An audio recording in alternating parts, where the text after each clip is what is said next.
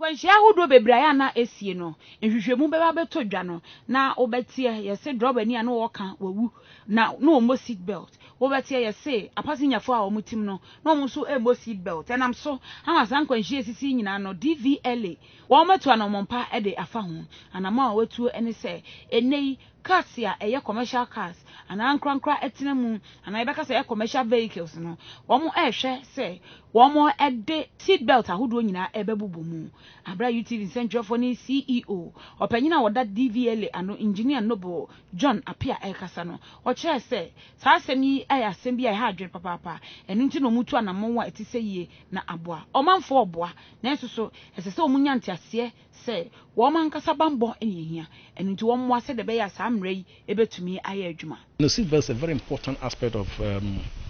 to establish the roadworthiness of vehicles. It's very critical, and it has been found that it's one element that can be used to reduce road traffic crashes, at least in terms of fatalities. So what we've done is that a study was undertaken